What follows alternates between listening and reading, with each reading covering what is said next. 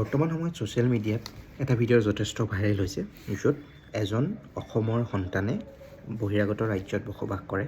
নিজৰ কৰ্মসূত্ৰে তেওঁ অসমৰ বৰ্তমানৰ মুখ্যমন্ত্ৰী ডক্টৰ হিমন্ত বিশ্ব শৰ্মাক অনুৰোধ জনাইছে এটা টিকেটৰ বাবে।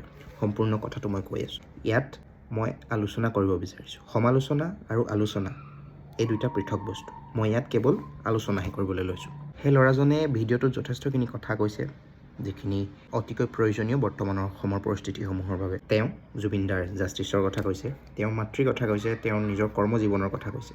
কিন্তু তেওঁ তাত উল্লেখ কৰিছে আৰু এটা কথা, বৰ্তমানৰ মুখ্যমন্ত্ৰী ডক্টৰ হিমন্ত বিশ্ব শৰ্মাক অনুৰোধ জনাই কৈছে তেওঁ এটা টিকট লাগে, যিটো টিকেটে তেওঁ অসমলৈ আহিব পাৰিব আৰু অসমত আহিবলগীয়া ইলেকশ্যনত তেওঁ ভোটদান কৰিব পাৰিব। এইখিনিতে মই ক'ব বিচাৰিছোঁ যে সেই ল'ৰাজনে এটা জাতিক প্ৰতিনিধিত্ব কৰিছে, এখন ৰাজ্যক প্ৰতিনিধিত্ব কৰিছে, এখন সমাজক প্ৰতিনিধিত্ব কৰিছে, এটা অঞ্চলক প্ৰতিনিধিত্ব কৰিছে। কিয় কৰিছে? কাৰণ তেওঁৰ হাতত এটা ৰাইট আছে। সেই ৰাইটটো হৈছে ৰাইট টু ভোট। এটা ভোটৰ মূল্য কি হ'ব লাগে সেইটো আমি সকলোৱে অৱগত হোৱাটো প্ৰয়োজন। কাৰণ কিয়? শক্তি আৰু সত্তা অহাৰ পাছত আপোনাৰ মোৰ দৰে সাধাৰণ ব্যক্তিৰ বাক্য শব্দ শুনিবলৈ কোনো ৰজাঘৰীয়াৰ হাতত সময় নাথাকিব।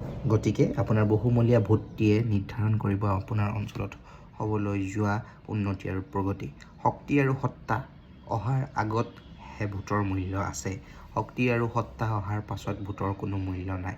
গতিকে আপুনি অনুধাৱন কৰক আপোনাৰ ভোটটিৰ উচিত মূল্য, উচিত মানদণ্ড। কালিলৈও যদি আপোনাৰ অঞ্চলটিত, আপোনাৰ ৰাজ্যখনৰ উন্নতি আৰু প্ৰগতি নহয়, তাৰ বাহিৰে যদি দুৰ্নীতি বিধ্বস্ত এখন অঞ্চলত পৰিণত হয়, তাৰ দায়িত্বও যাতে আপুনি ল'ব পাৰে। গতিকে সাজু হৈ থাকিব উন্নতিৰ লগতে বিধ্বস্ত এখন ৰাজ্য নিজৰ নামত কৰিবৰ কাৰণে। সেইবাবে আপোনাৰ উচিত মূল্যৰ ভোটটি উচিত মূল্যৰে নিৰ্ধাৰণ কৰি উচিত মানুহজনক প্ৰদান কৰিব।